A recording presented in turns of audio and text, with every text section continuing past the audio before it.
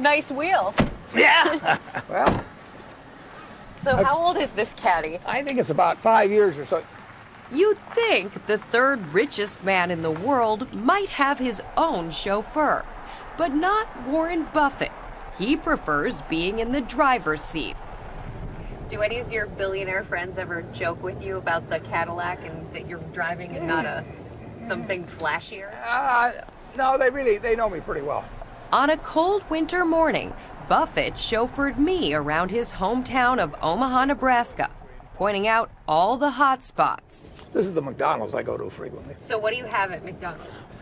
Probably 3 times out of 4 I get a sausage McMuffin.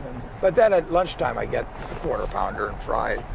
A modest meal for a man worth some $46 billion. That is true. Buffett took us to his childhood home. My dad bought it in 1925. He bought it about 2 weeks before he was going to get married. He paid $55 a month on his mortgage. 55 A month. a month. Yeah, on the mortgage. Buffett since moved, but says his new home is no palace either. I could buy any house in the world, and I don't want any other house than the one I'm in. You know, and that house is in a middle-class neighborhood.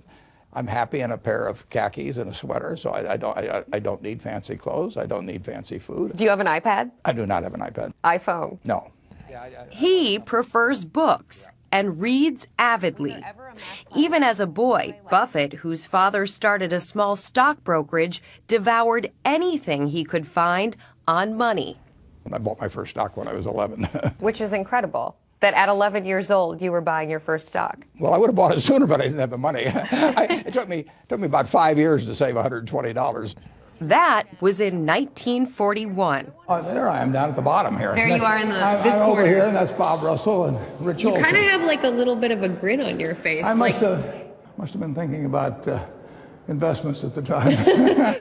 Warren Buffett, now 82, has vowed to give his money away to charity. So this is you. Well, this is me and my classmates. It's a fortune he's been building since his days here at Rose Hill Elementary School. When you were sitting here at Rose Hill Elementary, did you think at that point, I want to be the richest man in the world someday? No, but I thought I wanted to be rich. What appealed to you about being rich? Well, I like to be independent. I want to be able to do what I want to do every day, and money lets you do that. Fortune magazine writer Carol Loomis is a close friend. She's been covering Buffett's career for 46 years. Tap Dancing to Work is a collection of her articles about him. What would you say is his biggest strength?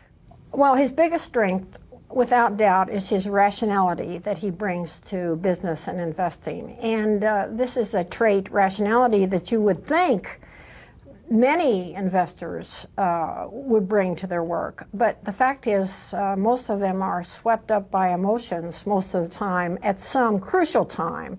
And he never does that.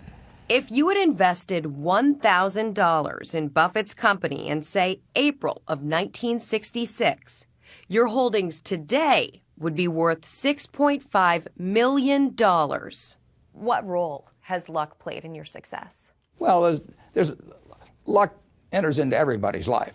And Buffett says that begins at birth. The womb from which you emerge determines your fate to an enormous degree for most of the 7 billion people in the world. Just in my own case, I was born in 1930. I had 2 sisters that have every bit the intelligence I have, every bit the drive, but they didn't have the same opportunities. Because you were a man. And I was white. So if I'd been black, my future would have been entirely different. If I'd been a female, my life would have been entirely different. What about our debt? $16.4 trillion. It's a lower percentage as a percentage of GDP than it was when we came out of World War II. You've got to think of it in relation to GDP. It is not a good thing to have it going up in relation to GDP. That should be stabilized. But the debt itself is not a problem. To see the future, Buffett says all we need to do is remember our past. If you really want to know the wonder of America, look about you and then, take it back in time 200 years. So what's happened?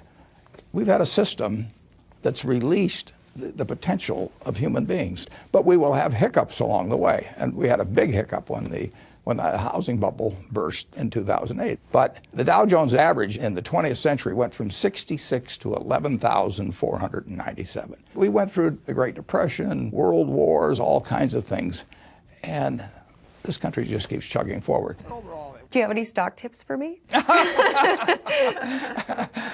Well, just between you. Yes. It'll be our little secret. Yeah. But it's no secret that Buffett puts his money in stocks. The average person will not know enough to know which stocks to buy. They won't know enough to know when to buy them, but they don't have to, because if they can buy all of America through an index fund. And then they just have to be sure they don't jump in at exactly the wrong time, and they won't know what's exactly the wrong time. So therefore, they should put their money in over a period of time, and they'll have some periods that are wonderful and some that weren't so good, but overall, they will do fine over time. Warren Buffett has done better than fine. In fact, he's done well enough to have no regrets. It would be churlish for anybody with all the good luck I've had in life and to look back and say, that this could have been better, that could have been better. It's been wonderful. Do you look back? Not much. I think it's a big mistake to look back.